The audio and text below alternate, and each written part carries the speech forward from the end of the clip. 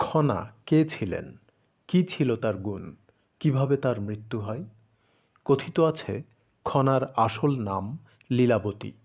বচন রচনার জন্যই বেশি সমাদৃত এই বিদুষী নারী ছিলেন জ্যোতির্বিদ্যায় পারদর্শী।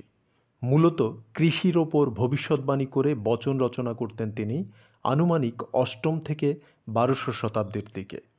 কিংবদন্তি অনুযায়ী তিনি বাস করতেন পশ্চিমবঙ্গের 24 পরগনা জেলার বা বর্তমানে বারাসাত জেলার দেউলিয়া গ্রামে।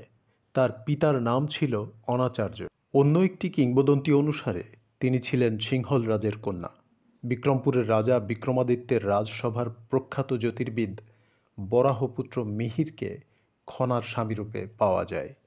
কথিত আছে বরাহ তার পুত্রের জন্মকোষ্ঠী গণনা করে পুত্রের আয়ু 1 বছর দেখতে পেয়ে শিশুপুত্র মিহিরকে একটি পাত্রে করে সমুদ্র জলে ভাসিয়ে দেন। পাত্রটি ভাসতে ভাসতে সিংহল দ্বীপে পৌঁছলে সিংহল রাজ শিশুটিকে লালন পালন করেন এবং পরে কন্যা খনার সঙ্গে বিয়ে দেন। খনা এবং মিহির দুজনেই জ্যোতিষশাস্ত্রে দক্ষতা অর্জন করেন।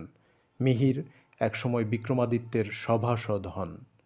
একদিন পিতা বরাহ এবং পুত্র মিহির আকাশের তারা গণনায় সমস্যায় পড়লে খনা এই সমস্যার সমাধান দিয়ে রাজা বিক্রমাদিত্যের দৃষ্টি আকর্ষণ করেন।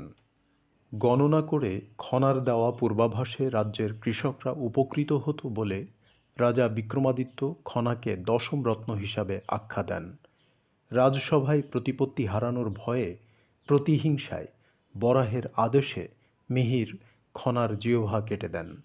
এর কিছুকাল পরে খনার মৃত্যু হয়। খনার রচিত বচনগুলো মূলত কৃষিতত্ত্ব ভিত্তিক ছড়া। অজস্র খনার বচন যুগ যুগান্তর ধরে গ্রাম বাংলার জনজীবনের সঙ্গে মিশে আছে। এই রচনাগুলো 4 ভাগে বিভক্ত।